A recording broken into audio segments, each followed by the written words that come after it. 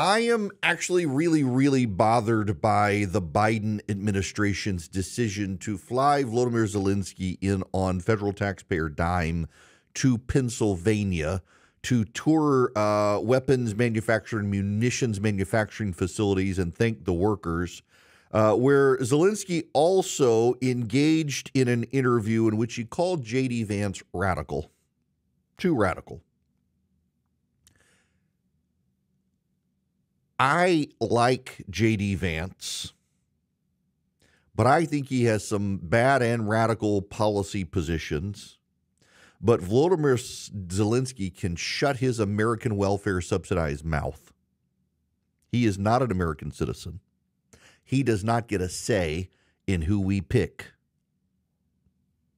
The fact that the Biden administration, after all of their complaints about Russian interference in the election and foreign interference in the election, decided to fly in a foreign leader to interfere in our presidential election disgusts me. Because it is election interference. And all of you Democrats who complain about election interference and are worried about the Russians stealing the election, your side just on federal taxpayer dollars dime flew in a foreign leader to interfere in the American presidential election. You must be an idiot on a short bus somewhere if you believe it was just coincidental. They flew the man into the swingiest of swing states of Pennsylvania, where he conducted an interview to attack J.D. Vance. You must be willfully naive to believe it. It is election interference. And every Democrat and every editorialist and every pundit on the left who has lamented election interference, lamented the Republicans and the Russians, lamented the Chinese and the Iranians potentially interfering in the election, your administration, Joe Biden's administration, just used federal taxpayer dollars to orchestrate federal interference in an American presidential election, and you should be ashamed. That's what happened. I support funding Ukraine. Let me explain why I support funding Ukraine. One, in the 1990s, the United States and Russia agreed to protect Ukrainian sovereign interests if Ukraine were to hand its nuclear arsenal over to Russia. Ukraine handed all of its nukes to Russia, and the Russians, fast forward to Vladimir Putin, decided to betray their promise to Ukraine to guarantee their territorial sovereignty. The United States also made that promise, and we keep our promises. Two, the Russians are bad actors. The Russians are not our friends, and the Russians have been for quite some time under Vladimir Putin trying to realign the world away from an American-centric world. Some of you want to do that, but you're also idiots, because the United States, if it's not leading the world, will pay a premium on goods and services and trade and exchange rates like everyone else in the world does to us. Your willingness to abandon leadership in the world stage will actually cost you a lot of money and will actually cost you your freedom, but you're too stupid to care, or you don't care and you know it. Three, the way the deals are structured with Ukraine, we send them money in the form of loans with guaranteed payback that the Europeans subsidize, and much of that money, about 3/4 of the money we send to them, comes back to the United States, where that money is then used to buy weapons and weapon systems from manufacturers who give them the old stuff and then start using that money to make the new stuff for the federal government, the new stuff that Ukraine's not going to get. It provides jobs in the United States. It's a wild and perverse system, but it works. We're helping Ukraine. We're helping create jobs in this country. We're helping stop the Russians. We're keeping our promises. We're preserving the American world order. It makes sense. And again, many of the loudest voices on social media who are against it, we now know have been subsidized by the Russians. And many of you who have listened to them and their propaganda were getting played by the Russians.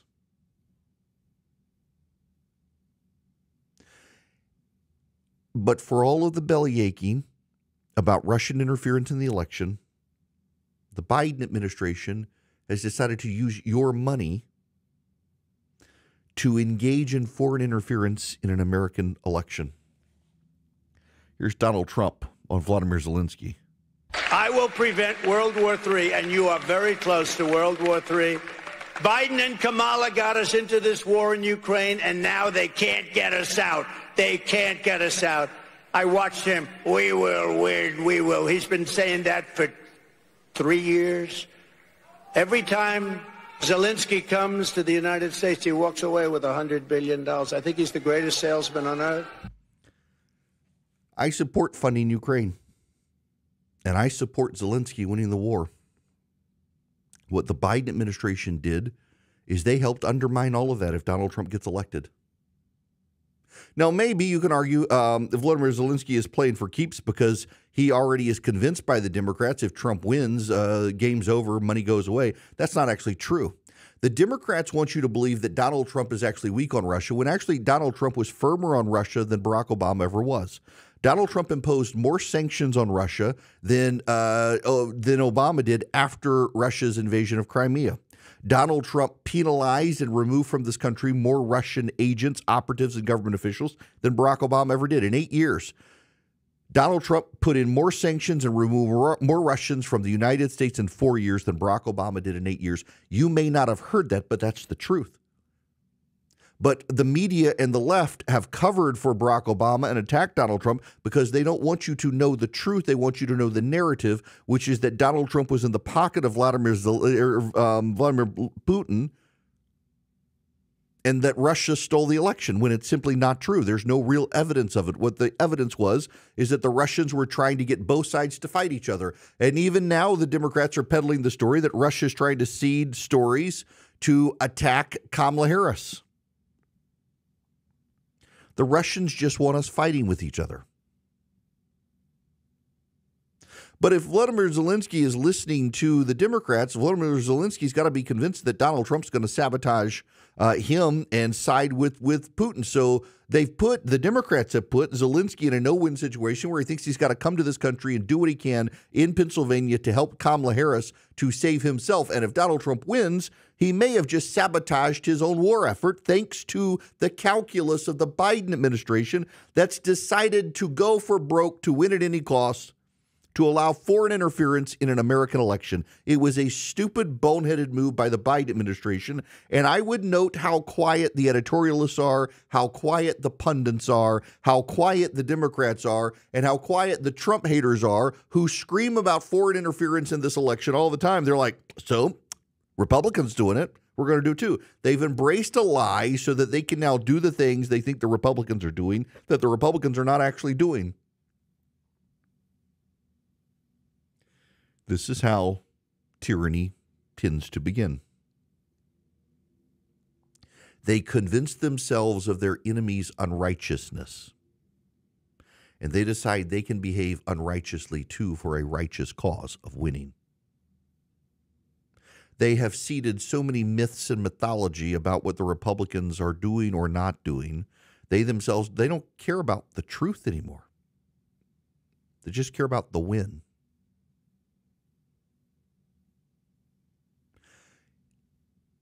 Again, I want you to note the silence. Note the silence from CNN that's run story after story about Russian interference. Note the silence from the New York Times that's run story after story about Russian interference. Note the silence from the Washington Post and USA Today and MSNBC and NBC and ABC and CBS and PBS. Where's Judy Woodruff? They don't care. They don't care. If anything, they've done their best to try to make it seem like it was a legitimate effort, but you don't send the president of Ukraine to Pennsylvania 43 days before a presidential election and allow him to engage in an interview with a reporter to attack J.D. Vance, the Republican vice presidential candidate, unless you're doing it for the politics of it. And that's exactly what they were doing.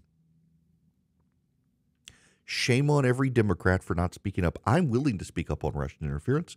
I'm willing to speak up when Donald Trump does things I don't like, much to the chagrin of a portion of my audience. I'm not a Democrat. I'm not going to behave like a Democrat and just keep my mouth shut when my side does something I disagree with. And some of you can be mad at me for doing that, but I'm not a Democrat. I'm not going to become like them. I'm not going to behave like them. The Democrats, though, are behaving exactly as they claim Republicans behave. They're now engaged in this foreign interference in a presidential election, and they're totally fine with it. They believe the cause is righteous to their detriment and to yours. Now, here's the problem. The data continues to suggest Donald Trump should win. Gallup polling has given up presidential polling after its black eye in 2016, but it does do some metric polling that it's done since 1948 on the economy, on the issues of the day, on people's views of the party. And according to Gallup, the favorability of Republicans right now suggests the Republicans should win in November. The environment favors Republicans. The issues favor Republicans. There's been a surge in Republican voter registration, a decrease in Democratic voter registration. I mean, the actual data, when you look at it objectively, you take Harris and Trump out of the picture, it actually suggests that the Republicans are doing very well. Let me read for you this excerpt from Gallup. Nearly all Gallup measures that have shown some relationship to past presidential election outcomes or that speak to current perceptions of the two major parties favor the Republican Party over the Democratic Party. Chief among these are Republican advantages in U.S. adult party identification and leanings, the belief that the GOP rather than the Democratic Party is better able to handle the most important problems facing the country, Americans' dissatisfaction with the state of the nation and negative evaluations of the economy with a Democratic administration in office. More U.S. adults identify as Republicans or say they lean towards the Republican Party than identify as or lean Democratic. Party affiliation and voting are strongly predictive of individuals' vote choices, with the vast majority of identifiers and leaners voting for the candidate of their preferred party. At the aggregate level, there are typically more Democrats and Democratic leaners than Republicans and Republican leaners in the U.S. adult population. 3 separate measures of party performance on issues favor the Republican Party by at least a modest margin. By 46 to 41, Americans say the Republican Party is better able than the Democratic Party to address what they think are the most important problem facing the country. The top issues Americans currently name as the most important ones tend to favor the GOP, including the economy, immigration, the government, and inflation. The measure's been highly predictive of election outcomes dating back to 1948. The only wild card is people liking or not liking Donald Trump. In fact, Republicans should be blowing this campaign out of the water, and the only reason they're not is the base of the Republican Party decided they wanted a do-over between Trump and Biden. Any other Republican candidate right now would be winning at a larger point, but the Republican base voter decided they didn't want to exercise their common sense. They wanted to have a do-over. And even in the do-over with Donald Trump, all of the data suggests they're actually winning on the ground. And if they do win, you could expect Vladimir Zelensky to see his funding cut and the Russians take more ground and the war tide to turn against Ukraine. And you can put a finger on the date Joe Biden decided to allow Volodymyr Zelensky to become a proxy for the Harris campaign in Pennsylvania and attack the Republican vice presidential pick as the moment that tide turned decisively against Ukraine. And when that does happen, I will say I told you so, and none of the Democrats will care, but they should, because they know that if Republicans did this, they and the media would be furious. But they don't care because they think the ends justify the means. And the ends of this, if Trump wins, is the end of Ukraine, and you better realize it. There's another event we need to discuss. I try to balance coverage on this program, try to cover the news that matters and the news of the day more so than anything else. And part of this is so just as a side note, I have a bias for radio.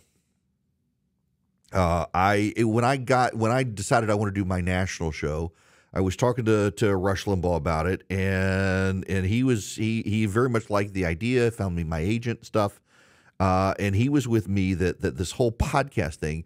I have a bias against podcasting. And not listen, I know a lot of people listen to my show on podcast. It's just I want to do live radio. There's a rhythm to live radio. And one of the things that sets live radio apart is if there's breaking news and you're listening to me right now as this breaking news happens, you're informed. If you're listening to my podcast next week, well, the breaking news happened a week ago. I like to cover the breaking news. I like to cover it. I like to analyze it. And I sometimes have to balance topics. I don't want to spend too much on the political stuff because it kind of bores me. I'm sure it bores you. Don't want to spend too much on the international stuff because if it bores me, it bores you. But we got to spend some time on the international stuff right now because it's kind of a big deal. Hezbollah has fired at Tel Aviv. Air sirens were activated in Israel's commercial capital of Tel Aviv early on Wednesday as a Hezbollah rocket flew over central parts of the country. The military said Hezbollah said it was aiming for the headquarters of Mossad, Israel's external intelligence agency in the suburbs of Tel Aviv. The U.S., Europe, and Arab states are striving to calm the escalating fighting and prevent an Israeli ground offensive on Lebanon. Such a scenario could spiral into a region-wide war that risks dragging Washington and Iran into direct confrontation. An ally of Hezbollah, the Speaker of Lebanon's parliament, Nabih Berri, said he's working with the U.S. and international parties to de-escalate the conflict. The pan-Arab Asharq al-Awsat newspaper reported the next 24 hours will prove decisive. Hezbollah fired over 300 rockets at northern Israel on Tuesday. Israeli Electric Corporation, the country's biggest power provider, said a strategic facility was targeted without causing damage. On Wednesday, the military group fired a new barrage of rockets at the north of the country. Firing on Tel Aviv is actually a kind of big deal because Tel Aviv is far further south than where most of Hezbollah's rockets are able to reach. It is a pretty big escalation, and events can change things. The IDF is suggesting there could be a possible invasion of Lebanon. This could start a pretty big regional war. Except there's something in the back of my mind. I'm willing to be wrong here. I might be wrong. And I should say, for the record, if I'm not an expert. I lived there. I'm familiar with the region. I'm familiar with the animosities. I'm familiar with these things. But I want to go back to when Iran decided to respond to Israel months ago, and they fired those rockets and missiles at Israel. And they killed some cows and some desert scrub. They didn't really do any damage. And the reaction of progressives in this country was that, it was just a show of force of Iran showing what they could do, but they didn't really mean it or they would have done damage. But all the military analysts were of the mindset of, no, you don't fire that many missiles for show. If you want to do it for show, you don't fire that many missiles. The fact that Jordan and Saudi Arabia both took to the sky, along with the Americans, the French, and the British, to shoot down missiles, and then the Iron Dome system shot down the rest, suggests that Iran really did mean harm. They just weren't quite capable. And they haven't mounted an operation against Israel since. In fact, what Iran tried to do is to target Netanyahu for assassination. We know in this country as well, they have tried to assassinate Donald Trump and Nikki Haley and a few others, that there were efforts made and they fell apart. Hezbollah has always been Iran's proxy. Hezbollah would not exist but for Iran and Iran's money. Turns out the Biden administration has actually been funneling more money to Iran than we knew. trying to do a show of good faith, and Iran just kept turning around and sending it to Hezbollah. And then Iran started funding Hamas. Now, you need to understand the dynamics here, and this actually is important. Hamas is a Sunni Muslim terrorist group in the south of Israel in Gaza. Hezbollah is a Shiite Muslim terrorist group in southern Lebanon, north of Israel. The Shiites and the Sunnis don't typically get along, but the enemy of my enemy is my friend. And so Hamas and Iran, even though they are enemies by virtue of religious affiliation, allied against Israel. But Iran's big ally is Hezbollah, and now the Houthi in Yemen. The Houthi don't have the wherewithal to do anything. Hezbollah's leadership is largely decapitated. Hamas is largely decapitated. That means a direct confrontation with Iran. If Iran and Israel engage, Jordan and Saudi Arabia and Egypt are in precarious positions because the bulk of the people in those countries hate the Jews because they've been educated over the last 50 years to hate the Jews. But the political leadership in those countries like Israel because they view Israel as a stable trading partner compared to so many other regions, and none of them like the Palestinians. The Palestinians, by and large, were Arabs who lived in Israel, who moved to Jordan and Egypt and Saudi Arabia and Syria and Lebanon in the late 1940s. They left their homes in the middle of the night. These Arab countries promised to invade Israel, wipe out the Jews, and allow these people to come home. The people never went home because Israel won the war, and they became refugees, and these other countries didn't want to integrate them into their society because they never liked them. The Palestinians are only refugees because the Arab nations told them, get out of Israel, we're going to slaughter the Jews and we'll give you back your homes. Well, they didn't slaughter the Jews, and these people weren't allowed back into Israel thereafter, and they've slowly, some of them immigrated and assimilated back into Israel, but most of them stayed away, and they declared themselves Palestinians. Palestinian wasn't really a thing until they got out of Israel for the slaughter of the Jews. These Arab nations don't like them. They don't trust them. They find them to be disruptive in their own communities. They like Israel. If the situation escalates and Israel does move into southern Lebanon, it's going to be a further destabilizing situation that could spill over into the American political system. That's something else that Joe Biden doesn't want to happen. Listen, this is a man who flew Volodymyr Zelensky into Pennsylvania to try to shape the American election. He does not want a widespread war in the Middle East because he's afraid that'll hurt Kamala Harris. Israel doesn't care about Kamala Harris, and frankly, Israel doesn't care that much about Donald Trump. Israel cares about Israel. And right now, Israel seems to be the only nation on earth that cares about Israel. The Biden administration has been sabotaging them. Every other nation on earth has been sabotaging them. The British Labour Party has cut off arms sales to Israel because they're a bunch of anti-Semites. As this begins to escalate, this could deteriorate, and as it deteriorates, it leads to war. War changes everything. Events change things.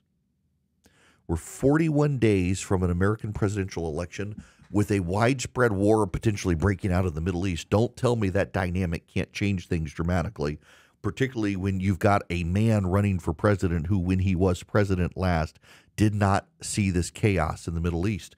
This could profoundly upend an American presidential election. Americans tend to vote on domestic policy issues, and when they vote on foreign policy issues, they tend to always vote Republican. I was speaking at this event in Kiowa the last 2 days, and people were like, where can I get your show? It's like, we continue to grow across the country. We're picking up more stations, but until then, if you text Erick to 33777, you can listen to the 24/7 live stream of the show. So you click the button and you can hear the last 24 hours of the show right up until the new show starts, and then you hear that one, and then you can get the podcast as well. So lots of options for you around the country as we continue to spread out.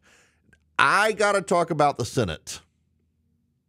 The Senate is actually significantly in play for Republicans right now in a way that people weren't so sure it was going to be.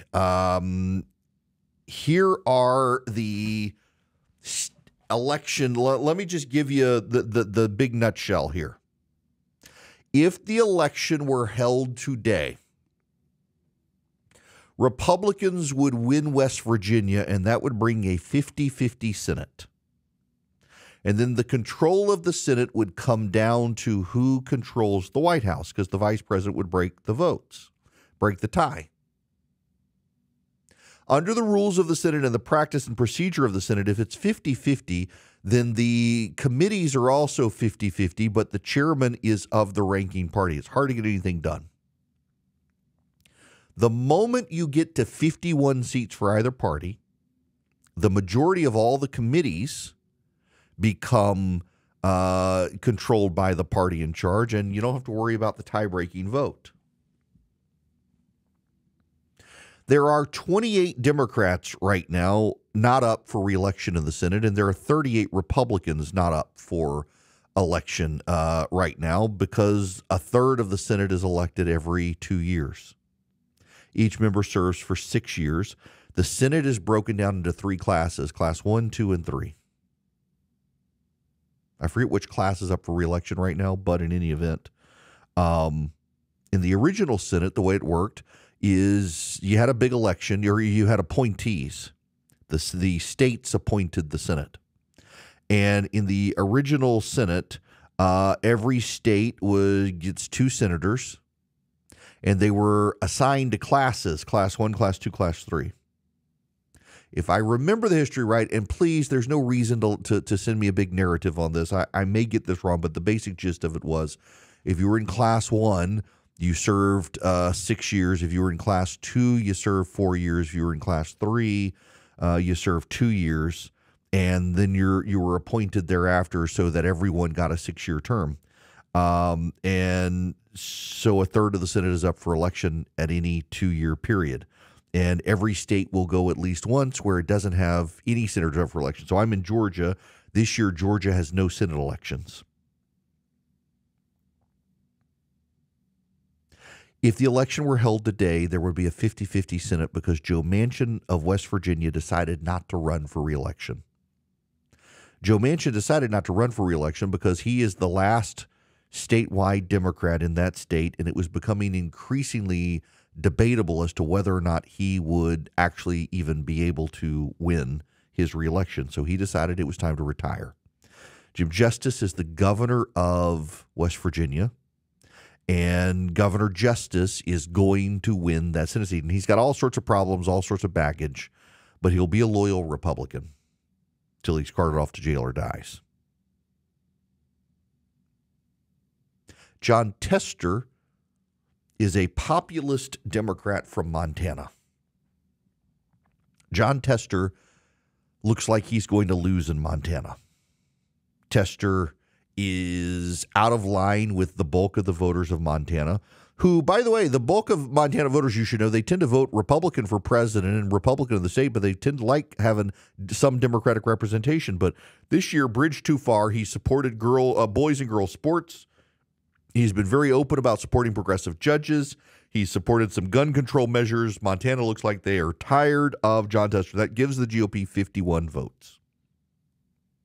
There has not been much hope in Ohio for Republicans. Bernie Moreno has been plagued with a lot of problems, including a messy divorce for his kid, some other accusations out there, but suddenly the tide is turning in Ohio. Republicans now believe that they might be able to pick up the Ohio Senate seat. If they do, that's 52 seats. So the Democrats are in a mad scramble for Florida and Texas. Democratic leaders are telling their party's donors that keeping Montana's Senate seat blue is a real challenge, but they're going to go on offense in Florida to retain their majority. They believe they have an opening in Florida because they believe Rick Scott is not super popular. Now, for the record, Rick Scott won the governor's race in Florida twice, has won the Senate in Florida ever since, but they somehow think that they can. They are also eyeing Texas, where Ted Cruz is only up by 3 points against Colin Allred. Florida and Texas are real, and they want the resources to go into them. This is good news for the GOP. Here's why it's good news. I don't actually believe that Rick Scott and Ted Cruz are in danger. Here's the problem for Ted Cruz. And listen, I like Ted Cruz. Ted Cruz is a friend of mine. I've known Rafaela's dad. I like Ted. I like his staff. But Ted can be an abrasive personality for some people. Even some Republicans, they don't particularly like Ted. He comes across as full of himself. They don't like him, and it weighs him down in the polling. Also, just like in Arizona, you have a McCain Republican, and they don't like Carrie Lake. Notice no one's talking about her winning. She's not going to, and that is entirely the fault of the GOP and Donald Trump.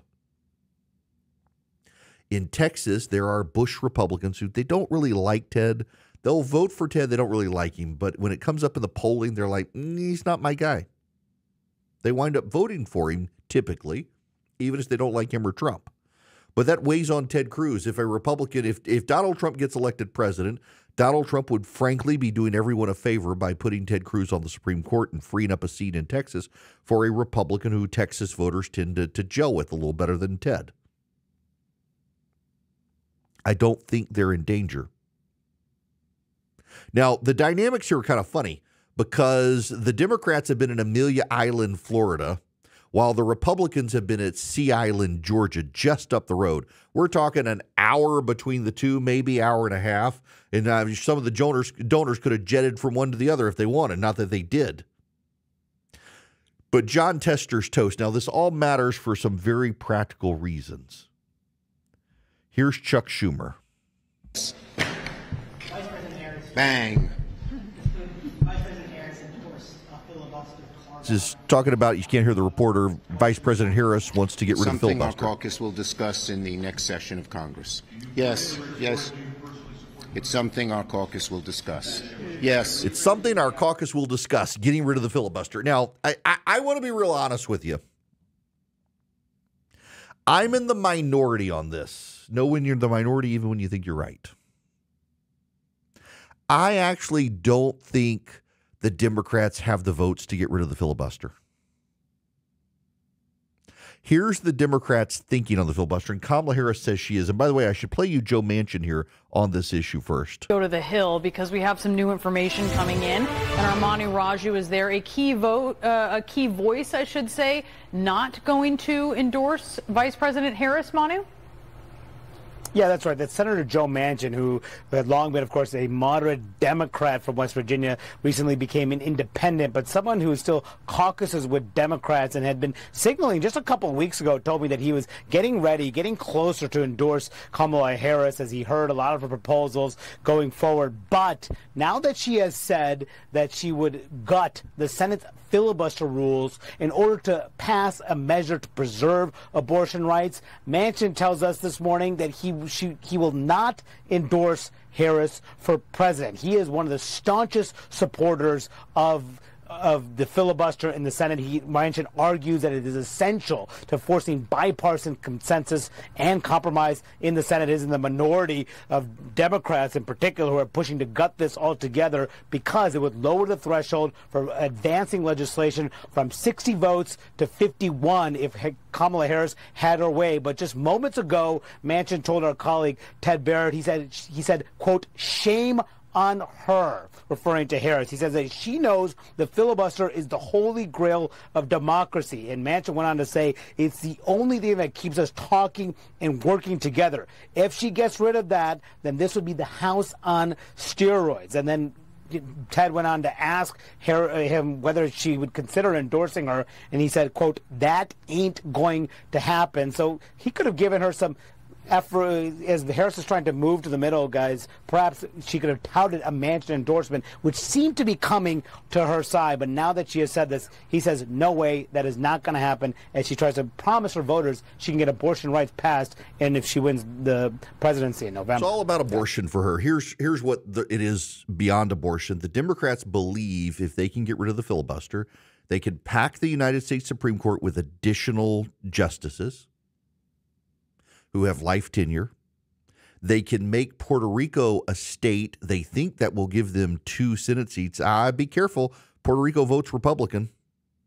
And they think they can get District of Columbia to be a state. I think the Supreme Court would say no, except they want to pack the Supreme Court with a bunch of justices who would say yes and then lock in their gains. That's the bigger picture here. You need to understand why the Senate is so important for the GOP. I actually don't think a majority of the Democrats want to go along with it unless they can lock in their gains. And the way they lock in their gains is first they pack the Supreme Court with several more justices who would ensure a progressive bent to the Supreme Court. Then they give the District of Columbia statehood, and you have those progressive justices say it's fine. Then you give Puerto Rico statehood, and they think that, well, maybe that'll balance out. Wink, wink, nod, nod. They'll vote Democrat. That's what they want to do. That's why the Republicans need to pick up the Senate, to preserve the filibuster. The filibuster actually, as Joe Manchin says, does actually force the Senate to not be like the House. It slows everything down, which is good. And it forces the senators to work together to try to get 60 votes instead of towing a party line with 51. Now, the fact that the Democrats are telling people put money into Texas and Florida is actually bad for the Democrats, because I don't actually think that the Democrats in Texas or Florida can mount a ground game to overcome the Republicans who have been surging in voter registration in both states. I don't think they can, but it will deprive states like Ohio of resources. And suddenly Bernie Moreno is putting Ohio in play. Ohio is now the only undecided state right now. Pennsylvania and Dave McCormick, it looks like the Democrats can pick that up, although McCormick is beginning to close in the polling there. Early voting has started, and McCormick is beginning to close in with Bob Casey. Nevada, unfortunately, Sam Brown is a great candidate, but doesn't seem to be closing the deal there.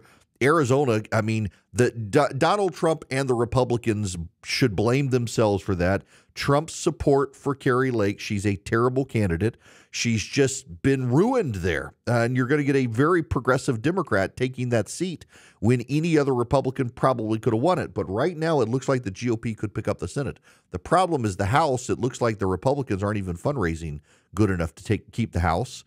Maybe they can. They're begging Donald Trump to do a fundraiser. And by the way, side note here, I refuse to encourage people to give money to House candidates these days, as much as I want the GOP to save the House. But if you give them money, you're going to get spam messages, text messages for the rest of your life, and you're punishing yourself by giving money to the GOP in the House. It's just a shame to see. But right now, the Senate is on the line. The Republicans have a great shot at taking the Senate, and they may actually be able to pick up the Ohio seat as well, which would give them 52 seats in the U.S. Senate.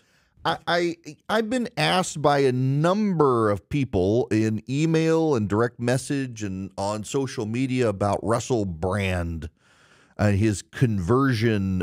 He's apparently become a Christian. He's now taken a lot of time on social media and on video streaming services to talk about his faith. And I'm not going to, and I should at least explain to you why I've ignored this. Particularly given my propensity to talk about faith and theology on the show. Here's why. New convert. The scripture, the New Testament, the Apostle Paul is very insistent that new converts not be put into positions of leadership because they might become conceited and puffed up. And likewise, are you sure the conversion is authentic?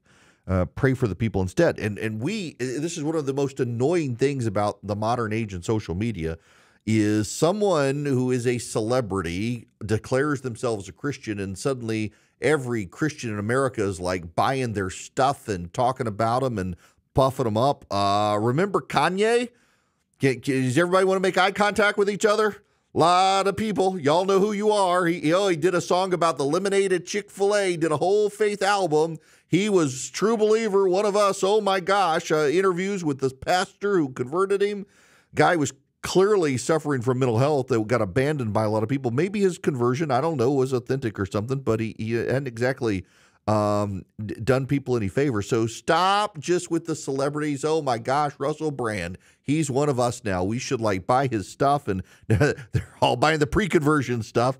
No, let him explore his faith. Let him see if this is a thing for him. let him be sure what he actually believes instead of just getting on the bandwagon and having it wind up like Kanye West or all the other celebrities who became converts and then turns out that they really weren't. Go slow with platforming these people. I mean, again, Paul is very, very clear that you should give new converts time to actually be sure what they believe before you put them in positions where they may fall, may get conceited, may realize they're not authentic and lead people astray. So I will be praying for Mr. Brand. I'm not about to elevate his platform, and neither should you. Now, I got to tell you about the Eden Pure Thunderstorm. Right now, their BOGO is happening. You buy one, you get one for free. You buy two, you get two for free. You buy five, you get five for free. You go to EdenPureDeals.com, you put in Erick BOGO, ERICKBOGO, and you can get three of them, and you can save yourself $200. I'm sorry, no, you buy one. The wrong deal, BOGO, you buy one, you get one for free. Now, I do need to tell you, they have they sent me a new one. The new ones actually have plasma. In addition to ozone generation, they have plasma, and that actually gets rid of the bacteria and gets rid of the viruses. Everything that it sucks them in, it connects them to a plasma ion, and it destroys the bacteria and the viruses that are floating. And then the ozone, of course, sucks in the odor ions and goes to where they are as well, spreads out across the area where the Eden Pure works and latches onto them and destroys them. It really is effective. You can buy one, get one free. EdenPureDeals.com. The discount code Erick BOGO, ERICKBOGO, EdenPureDeals.com. As always, if you text Erick, E-R-I-C-K, to 33777, you can get the show notes, the live stream, the podcast, all that. If you click on the very first link to the show notes, you can subscribe, get a discount. It's been a while since I've actually pointed this out. So you can subscribe for free, and I send out my daily emails, my thoughts on the state of the race, all that stuff. Everybody gets it. If you want to comment, though, you got to be a paid subscriber. But at noon every day, we send out the stack of stuff, and that is all of the stuff that I'm talking about on the show. We send you links to all of it and the stuff I don't even get to. It's the whole stack of stuff. We send it out at noon when the show starts to the paid subscribers. So you pay and you get a discount if you follow that link. Text Erick to 33777. Click the first link. Now, I gotta move to the hurricane stuff, and this is for all of you. This isn't just for people in the Southeast. However, for those of you who are in the Southeast United States of America, it's the one way I know that Matt Drudge is still in charge of the Drudge Report. Is Matt Drudge does two things. Obnoxious following of all the celebrity stuff. I mean, he follows all the celebrities. You want to find out the scoop on celebrities, you go to Matt Drudge. He covers it better than anybody. He may hate Donald Trump at this point, and 3/4 of the stories are anti-Trump stuff. But you want to get all the links concisely to where the computer models are, the cone, the radar, the satellite, all that sort of stuff. Well, you can get that at the Drudge Report better than anybody else. And the Drudge Report right now has and I personally like the computer plot the most. For those of you unfamiliar, the computer plots are all the lines of all the models, every model, and then the aggregate of where they say. And I've always liked that better than the general cone of the path of the storm. And right now, the aggregate model right now shows the path of the storm coming up in the Big Bend area of Florida, south of Tallahassee, just southeast of Tallahassee, going up to the east of Albany, Georgia, to the west of Macon, Georgia, to the east of Atlanta. Now, this has changed ever so slightly to where they actually do think that the storm could cross closer now based on the modeling, could cross to right along the Alabama-Georgia line. Now, the downside of that for people in Georgia is that puts you on the right side of the eye of the hurricane from the path of travel. That's the dirty side of the hurricane. Everybody gets this confused. As a native of Louisiana who would come home during the summers during the height of hurricane season, it is essentially the northeast side of the hurricane where the bend is in the counterclockwise rotation, that's where you get a lot of the wind and the rain. That tends to be the worst side. So it looks like I'm going to be on that, and possibly the Atlanta side is. But again, this thing, it's still taking shape. It's still shifting. We do now, though, think based on the most updated model that the eye of the storm is going to pass closer to the state line of Alabama and Georgia. And that puts Atlanta, it puts Macon, it puts Albany, Georgia, all on the northeast side of the storm, which is, with the path of rotation, going to be where there's a lot of wind and a lot of rain. Now, for all of you outside the Southeast, this is the larger story here. It was not 2 weeks ago that I told you the story about the American media wondering, where are all the hurricanes? We were promised a massive amount of major hurricanes, and we are only on H. This is Hurricane Helene. Hurricane Helene with an H. They alphabetized the storms. You know, years ago, it used to be only female names, and they decided that was sexist, so they've got male names as well. But Helene is an H. We should at least be at an M or an N right now. Names of hurricanes 2024. Let's see. What is the... Yep, so the names of the hurricanes. Alberto, Beryl, Chris, Debbie, Ernesto, Helene, Joyce, Kirk, Leslie, Milton, Nadine, Oscar, Patty, Raphael, Sarah, Tony, and Valerie.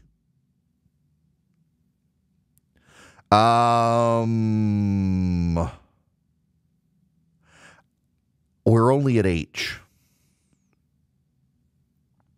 And Helene is not going to be a massive storm. In fact, if you listen to the media coverage of it, if you're honest about it, if your ears can detect it, part of what you hear is Helene is coming in at a Category 3, but it might get to a 4 as it approaches the coast, and that would be a big storm.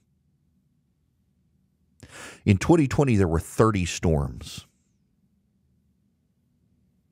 30 storms. Most of those storms, however, were out in the Atlantic. They never made landfall. 2023 was the fourth busiest. It had 20 storms. The average year has 14 storms. This year was predicted to be between 17 and 25 storms. That's the most storms federal forecasters have ever predicted before the start of hurricane season. And here we are with Helene. They got it wrong. And I want you to recall when these stories came out, they were talking about this is going to be big hurricane season because global warming, climate change is affecting this. In fact, there's a story out today where, let me get into my stack of stuff. Blah, blah, blah, blah, blah, blah, blah. Where is this? Yes. Here we go. The water and weather. This is from Bloomberg News. Torrential rains have triggered floods and landslides and have killed hundreds of people and displaced millions across parts of Africa, Europe, and Asia in recent weeks. The unprecedented deluges overwhelmed even communities accustomed to extreme weather and showed the limitations of the early warning systems and emergency protocols established in many countries to avoid major loss of life. Climate scientists have warned that an accelerated water cycle is locked into the world's climate system due to past and projected greenhouse gas emissions, and it is now irreversible. The communities that tend to pay the highest price are almost invariably in poorer countries where environments can be more fragile and governance more patchy, and there are fewer resources to bounce back from the natural disasters. Do you know what's not mentioned? I hate to be a broken record on this, but you know what's not mentioned? Part of the reason that I'm a broken record on it is I just like to say the name. Can you say the name with me?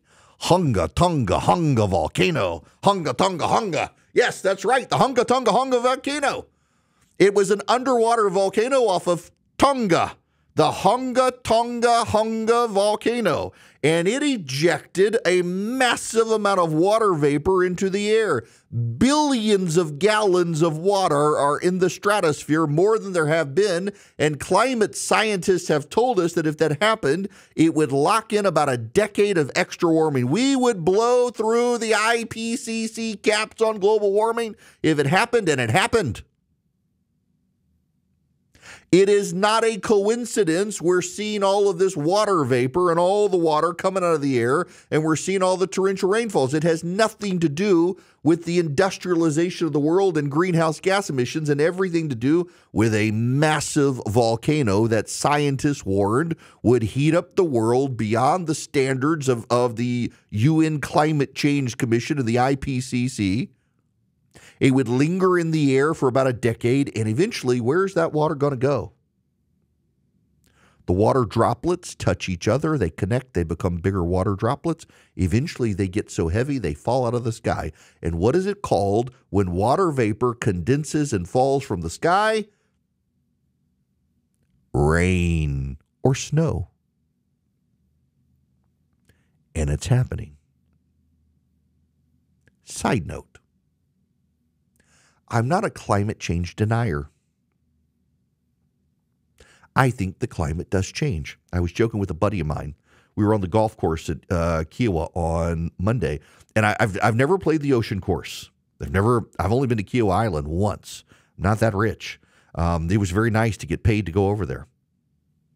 And this course, the ocean course, the guy was telling us before we started, he says, we don't have sand traps. We're on the beach. There's a lot of sand, but it's natural sand. We just built the course around the natural sand. If you get into the sand, you play the sand just like it's the fairway. It's not actually a sand trap. I was like, well, that's kind of interesting. They said they don't even rake it. Surprise, he lied. There were rakes. But generally, there was some marshland. In fact, because of where we were in the day for the tide, there were portions of the course that were muddy because the tide had gone out and the water had not all soaked away or soaked down or evaporated. And there were portions of the course that were kind of wet where it shouldn't have been wet. But the whole point of it was the tides. And my buddy Greg was talking about, he says, we live on the Chesapeake Bay, and we're having more water and tides. I said, Greg, I thought you didn't believe in climate change. I was kind of needling. He was like, I believe in climate change. It's a natural phenomenon. It's like, yeah, it kind of is. Maybe we've amplified it, but I don't deny that the climate changes. What I do deny is that what we're seeing right now is some man-made actual force that has pushed us past the tipping point. What's actually happened is this massive underwater volcano blasted billions of gallons of water into the atmosphere. Something like, it's just a massive, massive metric ton. I'm trying to avoid words that I would say on the golf course. Massive amount of water in the atmosphere, and it's all going to come falling out at some point. But what we're having with this sensation of this hurricane coming, Helene coming, is the media wants you to forget their coverage just 2 weeks ago. Just 2 weeks ago, the major media coverage was, where are all the hurricanes? Why haven't we had hurricanes? We want more hurricanes. We need more damage and destruction. We need people to believe in climate change, and the way we need to get them to believe in climate change is the massive destruction of ecosystems with more hurricanes and tornadoes. And we're not having enough. By God, we need more. And now we've got Helene, which continues, by the way, to show the projections for the amount of hurricanes this year was overstated. We're not going to get as many hurricanes as they projected. And they're like, oh, forget all that. We got a hurricane. We got a hurricane. It just might get to 4. We might see people die and houses wash away. Probably so, because it's a hurricane and it's going to come in from the coast. But the rampant destruction that they're kind of hoping for so that people get scared of climate change and convert to electric vehicles, you know what's going to happen? The climate change is going to blow through in the form of the hurricane. People are going to be without power. And when they're without power and the storm surge comes in and gets salt water into their Teslas, they're going to realize, electric-powered vehicles probably aren't so good when the power goes out and the salt water gets into the battery systems. And so all the things that they want you to do when the hurricane comes through, you're going to realize are the least practical things to do when the hurricane comes in. And you're going to all go buy industrial combustion engines, internal combustion engines, and you're going to go back to gas. Because when the power goes out and the storms blast through, having the battery-powered car only gets you so far. All the people evacuating down there right now in Teslas and whatnot, they're going to have to find this Tesla charging station and hope they can find a spot to be able to plug up their car to get charged to get further inland away from the storm. And the people with the gas-powered cars are going to be better off. And that just completely undermines the narrative of these people. But it turns out they're not getting the hurricanes they thought they would get. So every hurricane they do get, they have to sensationalize even more to compensate for the fact that they're not getting as many as they thought they would get. They're kind of disappointed climate change is not playing out the way they hoped and projected that it would. It's all your fault, too. Friends, I have it on good authority that Donald Trump has been in an intervention, that friends of Donald Trump have intervened, and it's a good thing. So here's what I know, and Politico is reporting some of this. Although Politico doesn't have all of the details. Their headline is he should be doing better. Even some Trump allies see him veering off course. To get there, I want to play you a clip. This is from Donald Trump's rally in Savannah, Georgia yesterday. Kamala's illegals are also crushing your wages and stealing your jobs. Last month alone, think of this, American-born workers lost 1.3 million jobs and migrants gained 635,000 jobs. So we're putting our migrants to work at a much higher level than our own people, our own citizens. So as we create millions of new manufacturing jobs here in Georgia and nationwide, we will make sure that these jobs go to American citizens, not illegal citizens, people that came into our country illegally. Your wages will rise, your costs will fall, your job opportunities will grow, because we will conduct the largest deportation operation, sadly, in American history. We have no choice. This is not sustainable. That was Donald Trump in Savannah, Georgia. What have I been telling you need to do? He needed to talk about the economy and immigration. What did he do? He combined them into one issue. It's the illegals taking your jobs. We're going to deport them. We're going to create new manufacturing jobs. We're going to do a 15% corporate tax. This is from Politico. Donald Trump was meeting privately in mid-September with one of his oldest friends, Steve Wynn, when the casino mogul and Republican megadonor delivered the former president a blunt warning. You're off message and it isn't helping. Trump has been distracted in Wynn's view. The former president at the time was promoting the conspiracy theory that Haitian immigrants were eating people's cats and dogs in Ohio. To drive home his point, Wynn showed Trump polling and suggested the former president would be better off focusing on policy issues where Republicans see his opponent, Kamala Harris, as vulnerable, according to two people briefed on the meeting and granted anonymity to discuss it. The meeting underscored a key point of tension inside the Trump campaign. While polls show the race is incredibly close, some of Trump's allies are concerned that his impulses and coarse approach to campaigning are undermining him against Harris. In interviews, more than a dozen Trump allies described the former president as reaching a crossroads.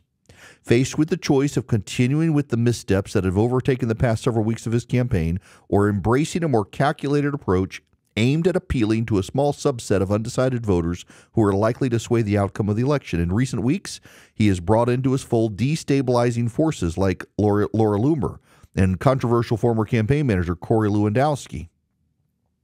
It's not that he's going backwards, says one Trump ally. It's that he should be doing better. Wynn says they were inaccurate in describing the meeting. I'm telling you that what Steve Wynn did was a godsend for the Trump campaign. I've never met Steve Wynn. You know, I guess it was the Me Too movement and the fallout from there. He was kind of pushed out of his own name company. I will tell you that his hotel in Las Vegas casino, the Wynn, the Encore, it is the gold standard for hotels in Las Vegas. I used to stay at the Palazzo. I still like the Palazzo. I like the food options there better. If you go to Las Vegas, it's a lot more kid-friendly than the Wynn and the Encore, but they have the Wynn and Encore. It's the Encore in particular. It's very, very nice. It is one of the more expensive hotels out there. The casino in the Encore is small, more private, intimate. See a lot of celebrities in there who are just there to gamble, and everybody knows to leave them alone. It's a nice setup. Steve Wynn is a genius businessman despite his personal foibles, and he understands that you got to be focused if you're going to win. Steve Wynn did to Donald Trump what Nancy Pelosi did to Joe Biden, staged an intervention. Nancy Pelosi's was to go to Joe Biden and show him the polling, challenge him on the polling, and show him that he couldn't win. He needed to get out of the race. Steve Wynn's job was to show Donald Trump the polling, to show Trump he can win, but he's got to focus. As your host has been telling you, the message that must be driven home to Donald Trump is if you don't win, you're going to jail, so you better focus. The Democrats will not stop until they've thrown him in prison. The only way to shut it down is to get elected president of the United States. And the way to get elected president of the United States is to stop talking about the dogs and cats of Springfield, Ohio, and start talking about the illegal aliens who are killing Americans and taking people's jobs. Start talking about the economy. And they got him focused. Steve Wynn has done America a favor. Steve Wynn has done Donald Trump a favor. That's not just Steve Wynn. I'm told other very close friends of Donald Trump have had similar conversations with Trump that have been data-driven, data-focused, and on message that you have got to focus these last number of weeks on the campaign trail. And you saw the signs of it. And notice something. You haven't heard a lot of outlandish statements about Trump's Savannah rally, have you? The media would blow it all up. The media would blow everything up if they could, but they can't because he stayed a little more focused. You can't teach an old dog new tricks, but it's not an old trick for Donald Trump to understand that there are times you just have to suck it up and you got to listen to people around you and focus. He seems to be doing it. And the result is, in a very tight race, he can pull this off. In the top battlegrounds, Donald Trump is up 0.2 of 1 point over Harris. What's so interesting to me is the Quinnipiac poll has a tied race. The Quinnipiac poll has shifted now to likely voters instead of registered voters, and it's 48-48. Why that matters is because Quinnipiac's numbers fairly well mirror the New York Times Siena College poll numbers. But unlike the New York Times Siena College polling numbers, the Quinnipiac poll actually has a slight Democratic bias. It used to be a bigger Democratic bias. They've kind of fixed it. It's still got a Democratic bias. So if you've got a Democratic bias in the Quinnipiac poll at 48-48, this tied race is still Donald Trump's to lose. He might lose it, but right now he's probably ahead, even as the polling averages have Kamala Harris at 2.1 percentage points ahead of him. You've also got the Pennsylvania situation. The last number of polling there, let me just give you this. The Washington Post has it tied. Insider Advantage has Trump up 2. Marist has a tie. The Hill has Trump up 1. Rasmussen, not a great pollster, very partisan, has a tie. Muhlenberg College has a tie. Now let's put this in perspective. That's the polling after September 16th. The polling before was Harris up 5, Harris up 4, Harris up 3, Harris up 3. There's been a clear shift in Pennsylvania towards Donald Trump in the last week. Been a clear shift among likely voters towards Trump. It comes after she got a little bit of a debate bounce. But after that debate bounce, there's been nothing for her. She's been too cautious. She hasn't done a lot of interviews. She's going to do the Stephanie Ruhle interview. It's going to be a fawning interview. Stephanie Ruhle is a woman who was on Bill Maher on Friday night saying there's no reason for Kamala Harris to give interviews. No one really needs to have substantive answers from her. She's doing just fine. And the choice between Trump and Harris, it's got to be Harris. I mean, this woman is an open sport. It's not a coincidence that Harris gave her the interview after this woman went on Bill Maher's show and essentially touted the fact that Kamala Harris doesn't have to answer tough questions. Donald Trump's got to focus. This isn't like some sort of genius piece of advice. It's a piece of advice everyone is giving him. He's got to focus. Kellyanne Conway the other day said he needs to get rid of Laura Loomer. He's gotten rid of Laura Loomer. I don't think it's a coincidence that Kellyanne Conway spoke up, said Laura Loomer's a distraction. She needs to be nowhere near Donald Trump, and suddenly she's nowhere near Donald Trump. I don't think it's a coincidence that Steve Wynn has an intervention with Donald Trump and says, you're not focusing, here's the polling, you're going to lose this thing, you're going to go to jail if you don't focus, and Donald Trump starts focusing. I don't think it's a coincidence that other Trump friends have done the same thing, that they are intervening in a way that his campaign staff cannot because Donald Trump trusts his friends more than the paid operative campaign staff. And the friends are telling him the same thing, and this is good. This is encouraging. If you're just tuning in, I want to go back to this data. It's in the show notes. I can't emphasize it enough. I'm going to read you again. This is from Gallup.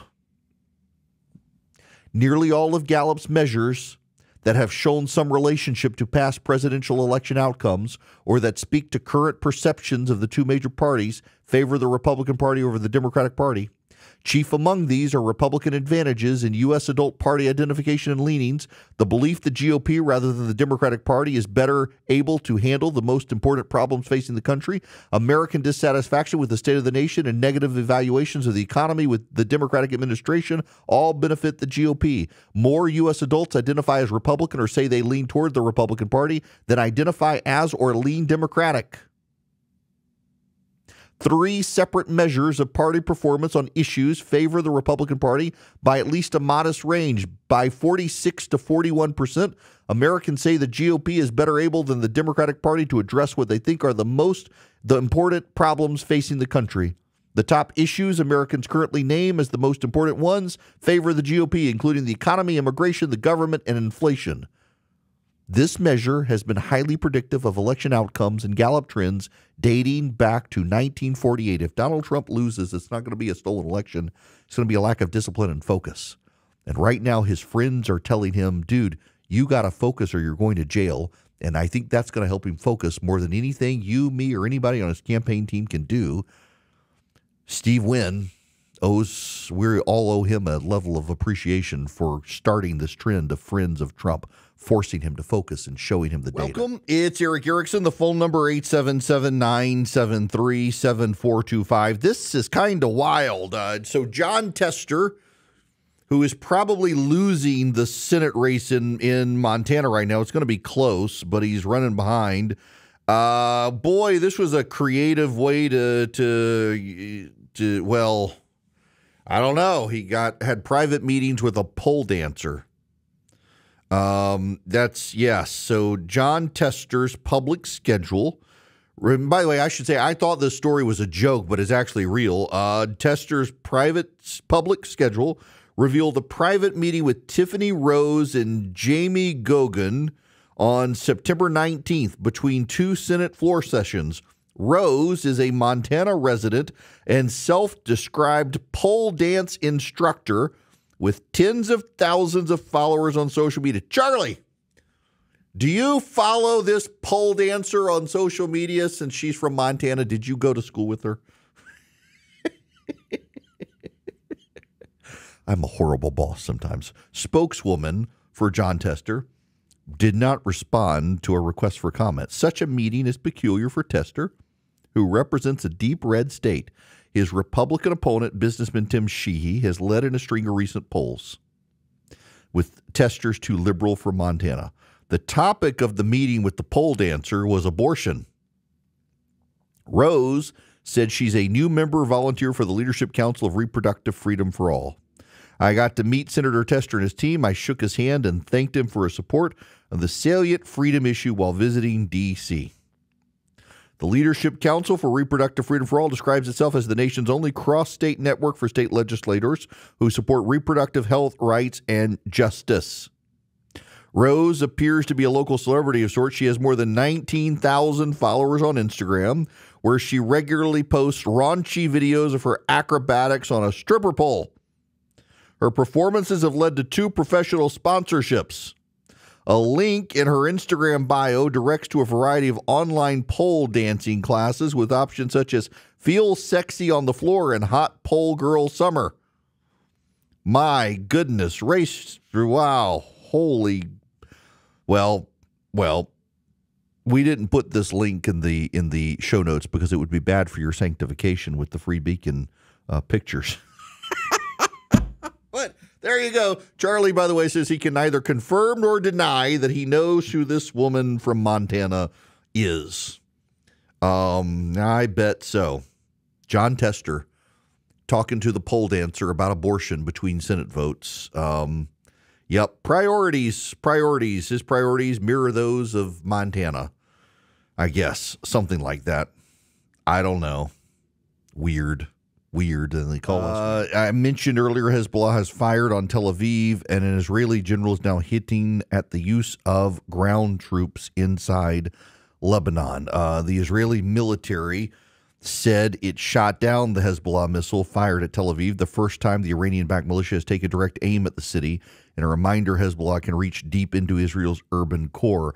As Israeli airstrikes continued in Lebanon and fears of a wider war grew, U.S. officials are working with allies to mediate a short-term ceasefire deal that would stop the violence on Israel's northern border. At the same time, Israel's military chief of staff, Lieutenant General Herzi Halevi, told soldiers stationed at the northern border with Lebanon that the airstrikes Israel has launched since Monday were intended to prepare the terrain for a possible ground incursion.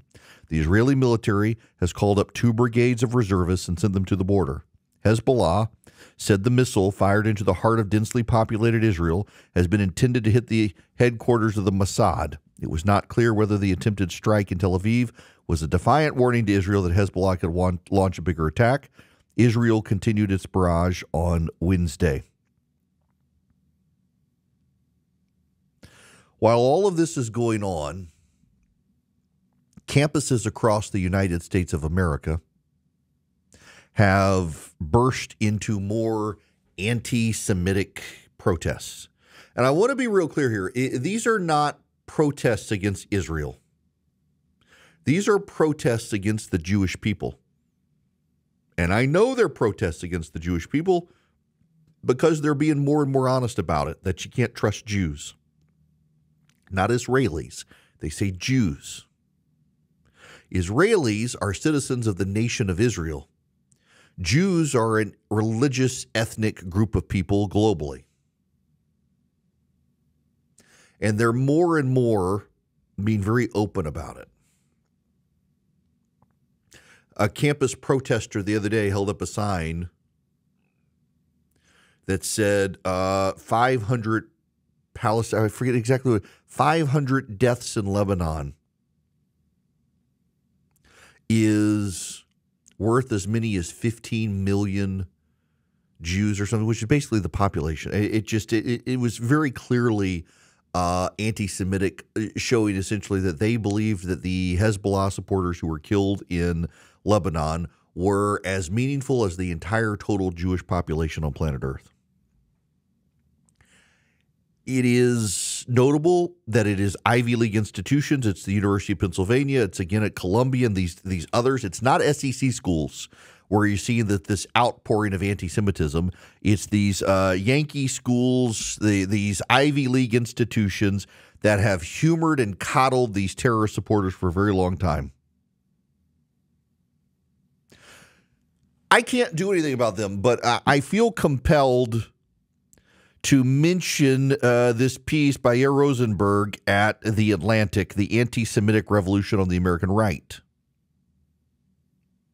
He begins this way. The New York Times once dubbed the Princeton professor Robert George, who has guided Republican elites for decades, the reigning brain of the Christian right. Last year, he issued a stark warning to his ideological allies, quote, Each time we think the horrific virus of anti-Semitism has been extirpated, it reappears, he wrote in May of 2023.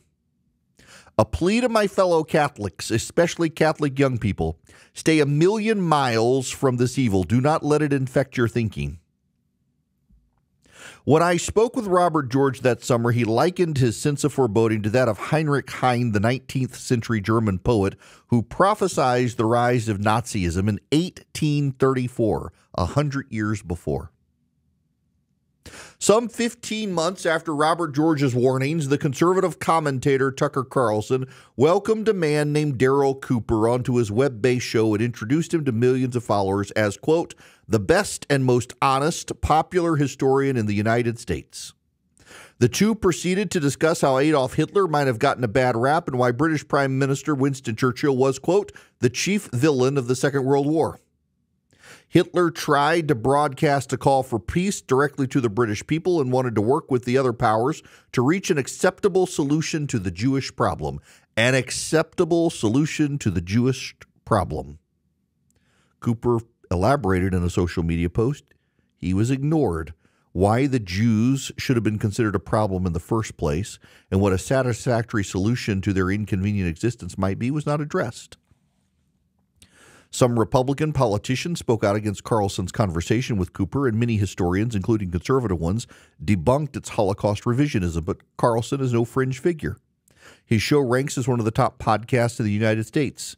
Videos of its episodes rack up millions of views. He has the ear of Donald Trump and spoke during prime time at the 2024 Republican Convention. His anti-Jewish provocations are not a personal idiosyncrasy, but the latest expression of an insurgent force on the American right, one that began to swell when Trump first declared his candidacy for president and has come to challenge the identity of the conservative movement itself.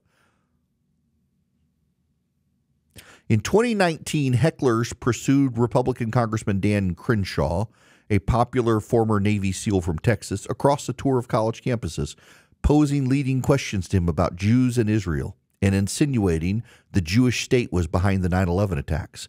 The activists call themselves Groypers, were led by a young white supremacist named Nick Fuentes, an internet personality who's defended racial segregation, denied the Holocaust, and participated in the Charlottesville, Virginia rally where marchers chanted, "Jews will not replace us."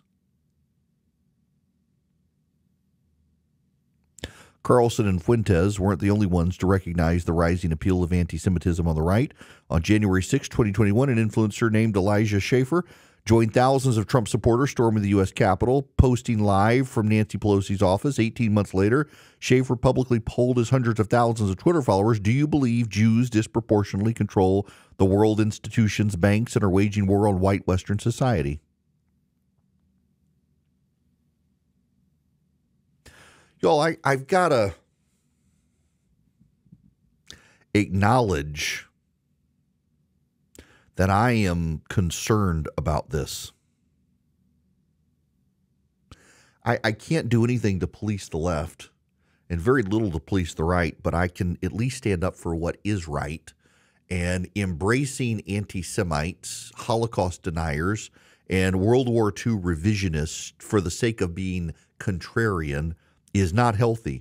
And I do think that part of the problem that we're dealing with is a rapid distrust of the elite by all sides. And on the Republican side in particular, there is a belief, and it is true, that the elite are progressives who don't much like us. And the elites, the progressives who don't much like us, they continue to give us bad opinions and bad advice. They continue to want to control us. They continue to want to use the institutions of the media and the government to control us. And how some people on the right are interpreting this and some people on the left are interpreting it as, well, they're Jews. Actually, a lot of them are Episcopalians, but that's besides the point. But seriously, it's a problem when people are out there blaming the Jews in Zionist conspiracies. No one has ever wanted to round up the Episcopalians, but a whole lot of people want to round up the Jews and historically have tried to do so. And whether it's Charlie Kirk and Turning Point USA platforming anti-Semites, whether it's a bunch of people on the right refusing to recognize that Candace Owens is turned into a Nazi apologist, whether it's people on the right refusing to tell Tucker Carlson, maybe you shouldn't be an apologist for Vladimir Putin and the Russians, and platforming revisionist historians of World War II. And so much of it is this idea of professional contrarianism, that if everybody says this, I'm going to say that. If everybody says X, then I'm going to plant my flag with Y, and the odds are occasionally I'm going to get it right, and if I'm wrong, nobody's going to remember, except we need to remember the people who are planting their flags with anti-Semitism.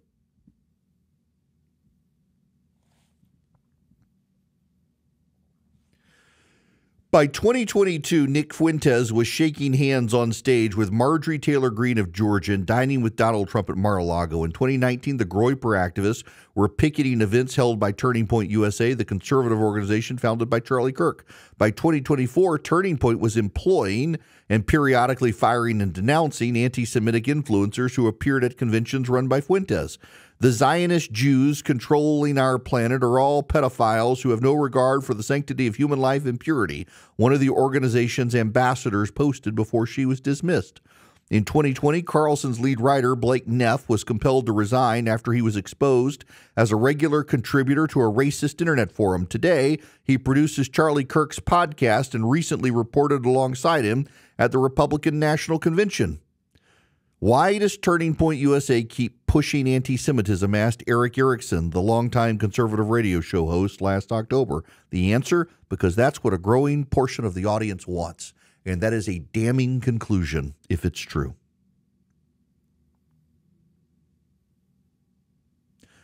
Too many people on the right are embracing conspiracy theory. And one of the most long-running conspiracy theories in modern human history is that the Jews control everything. And when you embrace both contrarianism and conspiracy theories, you wind up embracing that the Jews are to blame for everything.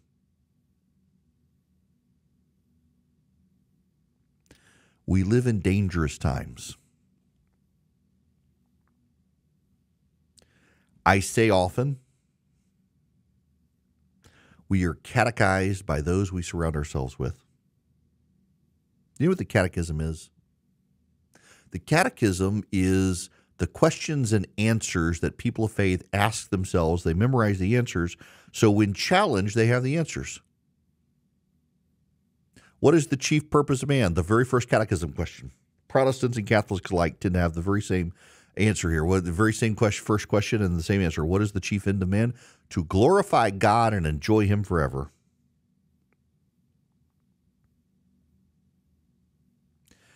You practice the catechism to strengthen your faith, to have the answers to your faith when people come questioning you. We are catechized by those we surround ourselves with, and too many people on the right are surrounding themselves with voices on social media. They're spending too much time online, not in their community, creating communities online, and these communities are getting infested by anti-Semites, and it's not a coincidence that there are portions of the right that are growing in anti-Semitism. Here's the bottom line. If you are following people online who are anti-Semites, you are going to become one yourself if you continue to allow them to catechize to you. Don't think you're not. Don't think you're not. I'm not here to tell you who to listen to, what to listen to, or anything like that. But I'm going to tell you that if you keep digesting anti-Semitism, don't be surprised when you find yourself becoming an anti-Semite. Don't be surprised when you hear all the conspiracy theorists telling you how the Jews are in charge, that one day you decide the Jews just might be in charge. Maybe we should just ask some questions. Everybody just wants to ask questions. What they really want to do is they want to push more and more anti-Semitism on you. Again, you're catechized by who you surround yourself with. If you surround yourself with anti-Semitic voices, don't be surprised when you become an anti-Semite. And you can look yourself in the mirror right now and say, I'm not an anti-Semite. I don't hate the Jews. But are they really in charge? You've become an anti-Semite, my friend, and you don't even realize it.